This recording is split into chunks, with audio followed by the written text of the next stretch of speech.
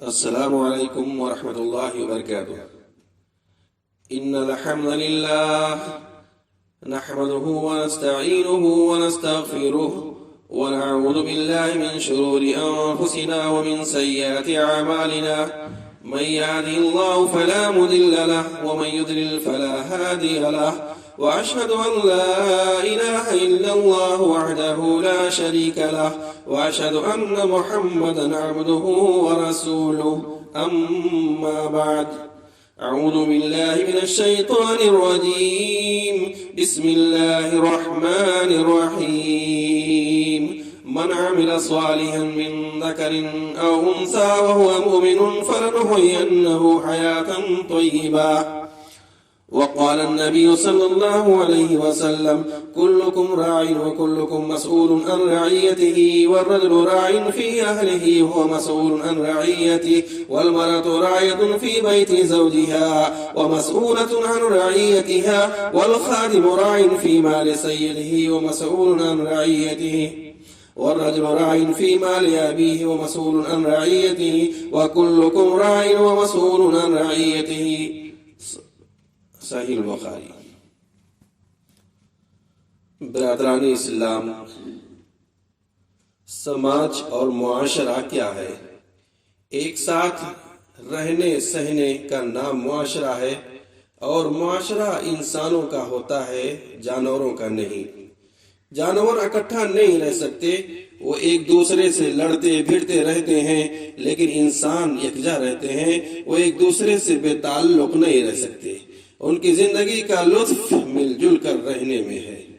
دیریوں ملی بھائیوں، بہترین معاشرہ وہ ہے جس میں نیکیوں کا بول بالا ہو، عقیدہ و عمل کی پختگی ہو، اتفاق و اتحاد ہو، ایثار و قربانی ہو، ہمدردی و غمگساری ہو، متانت و سنجیدگی ہو، شرم و حیا عفت و پاک دامنی ہو، تقوی و طہارت ہو، نظافت و نزاہت ہو، سکون و طمانینت ہو، مسرت و شادمانی ہو، حق پرستی و حق شناسی ہو، حق گوئی و بے باکی ہو، سخاوت و دریا دلی ہو، جرأت و ہمت ہو، امانت و دیانت ہو، شفقت و رحمت ہو، ایفاء وعدہ ہو، خوف الہی ہو، امن و امان ہو، صلابتی ایمان، قوت ارادی اور سلامتی کی فکر ہو. مسلمانوں، ہمارا معاشرہ صحت مند اور تندرست جسم کی طرح ہونا چاہیے. نہ اسے لو لگے، نہ گرم و سرد ہوائیں، نہ خزاں کے جھٹکے، نہ کسی کی عمل جراحی، نہ وہ سڑے نہ گلے، نہ اس میں گندگی ہو، نہ بدبو پھیلے، نہ پھوڑا پھنسی اور نہ ہی میل کچیل. لیکن سچ بتائیے، کیا مسلم معاشرہ جیسا ہے؟ ذرا سوچئے، اگر کسی کے بدن پر پھوڑا نکل آئے تو کیا وہ اس کا علاج نہ کرے گا؟ زخموں سے بدبو پھیل رہی ہو تو اسے صاف کر کے مرہم پٹی نہ کرے گا؟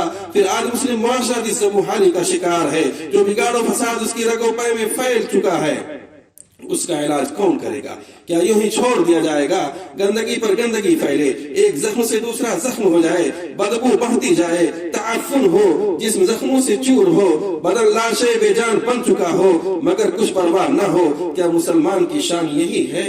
حضرات، مسلم معاشرہ کو آلائشوں سے آلودہ کس نے کیا؟ اسے بیماری کیسے لگی؟ وہ کیا اسباب ہیں جو اسے خون کی طرح کھا رہے ہیں، جو کی طرح لپٹ کر لہو چوس رہے ہیں؟ اس کے پھوڑے اور زخم ناسور بن چکے ہیں. ہمیں اسی ناسور کا علاج تلاش کرنا ہے.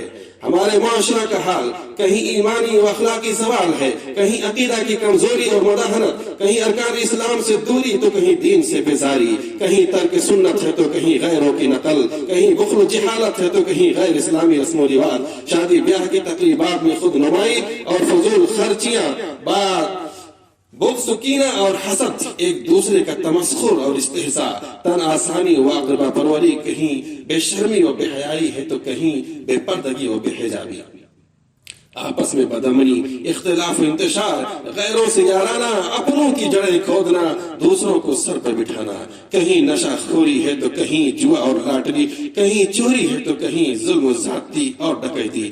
رہی صحیح کسر موبائل نے پوری کر دی کہ غلیانیت اور فتنوں کا وہ سیلاب امڑایا کہ اللہ کی پناہ. معاصی و منکرات، برائی و فحاشی کے رشتے ہوئے ناسور. کیا مسلم معاشرہ ان سے آلودہ نہیں؟ ایک دو زخم نہیں جسم ہے سارا چھلنی، ایک دو زخم نہیں جسم ہے سارا چھلنی، درد حیراں ہے کہ اٹھے تو کہاں سے اٹھے۔ یارو ہمارا شعور کب بیدار ہوگا، ہم کب جاگیں گے؟ معاشرہ جل رہا ہے، ہر گھر میں آگ لگی ہے، گلی گلی شعلے اٹھ رہے ہیں اور ہم خواب غفلت میں پڑے نیند کے مزے لے رہے ہیں۔ ان ساری چیزوں کو آنکھوں سے دیکھنے، کانوں سے سننے اور عقل سے سمجھنے کے بعد ہم اندھے بہرے گونگے کیوں ہو جاتے ہیں؟ ہم اصلاح معاشرہ کی اپنی ذمہ داریوں سے کیوں بھاگتے ہیں؟ یاد رکھو، معاشرہ کی اصلاح تبھی ممکن ہے جب ہم اپنی ذمہ داریوں کو ادا کرنے میں خلوص سے لگ جائیں گے۔ اگر مسلمانوں کا حال یہ ہے کہ عموماً اکثر مسلمانوں کا حال یہ ہے کہ دنیاوی معاملات میں ہم خوب چاق و چوبند رہتے ہیں اور دینی معاملات میں کاہلی، سستی اور لاپرواہی بلکہ چشم پوشی اور مداہنت کرتے ہیں۔ والدین کو اولاد کے دین کی فکر نہیں ہوتی، شوہر بیوی سے اور بیوی شوہر سے لاپرواہ ہوتی ہے، قائدین عوام سے اور عوام قائدین سے مطلب نہیں رکھتے۔ نتیجہ یہ ہے کہ جس کا جدھر منہ ہے ادھر ہی وہ بھاگ رہا ہے۔ لیکن یہ بات خوب یاد کر لیں کہ سماج کی یہ ناسور اگر یوں ہی بڑھتے رہے اور ہم نے ان پر روک لگانے کے لیے اپنی ذمہ داری ادا نہیں کی تو آخرت میں باز پور سے ہم نہیں بچ سکیں گے۔ رسول صلی اللہ علیہ وسلم ارشاد فرماتے ہیں، تم میں سے ہر شخص نگراں ہے اور قیامت کے دن تم میں سے ہر شخص کو اپنی رعیت کے بارے میں جواب دہ ہونا ہے۔ حکومت لوگوں کا نگراں ہے، مرد اپنے گھر کا نگراں ہے، عورت جو اپنے شوہر کے گھر اور اس کے بچوں کی نگراں ہے، غلام جو اپنے مالک کے مال کا نگراں ہے، سب کو اپنی رعیت کے بارے میں جواب دہ ہونا ہوگا۔ لہذا آگاہ رہو کہ تم میں سے ہر شخص نگراں ہے اور تم میں سے ہر شخص کو اپنی رعیت و ذمہ داری کے بارے میں جواب دینا ہوگا۔ میرے بھائیوں، آخر میں گزارش و اپیل کروں گا کہ بزرگوں، دوستوں اور جوانوں، اگر ہمیں سماج و معاشرہ کو بہتر بنانا ہے تو پوشیدگی کھلم کھلا ظاہر و باطن ہر حالت میں اللہ سے ڈرنا ہوگا، ہر حال میں عدل و انصاف کو قائم کرنا ہوگا، رشتہ توڑنے والوں سے رشتہ جوڑنا ہوگا، بھولے کو رستہ دکھانا ہوگا، ظلم و بربریت کا خاتمہ کرنا ہوگا، اپنی خاموشی توڑنی ہوگی اور حق کا بول بالا کرنا ہوگا، عفو درگزر سے کام لینا ہوگا، اسلامی اصول و ضوابط پر عمل کرنا ہوگا، اللہ کا فرمانبردار بندہ بننا ہوگا، اپنے عمدہ اخلاق و بلند کردار سے لوگوں کے دلوں کو جیتنا ہوگا، بے نمازیوں کو نمازی بنانا ہوگا، اندھوں کو روشنی فراہم کرنا ہوگا، ضلالت و بدعات کو مٹا کر اللہ کی توحید کو عام کرنا ہوگا۔ اگر ہم نے ان باتوں پر عمل کر لیا تو ہمارا سماج، ہمارا معاشرہ صحت مند جسم کے مانند ہو جائے گا، بلکہ ہمیں وہ حیات طیبہ نصیب ہوگی جس کا اللہ تعالیٰ نے وعدہ فرمایا ہے، من عمل صالحا من ذکر او انثى وهو مؤمن فلنحيينه حیاة طیبہ، جس نے بھی نیک عمل کیا، خواہ مرد ہو یا عورت، بشرطے کہ وہ مومن ہو، تو اسے ہم ایک اچھی پاکیزہ اور پرسکون زندگی عطا کریں گے۔ اللہ رب العالمین ہمارا حامی و ناصر ہو۔ ربنا آتنا في الدنيا حسنة وفي الآخرة حسنة وقنا عذاب النار۔ ربنا تقبل منا إنك أنت السميع العليم وتب علينا إنك أنت التواب الرحيم۔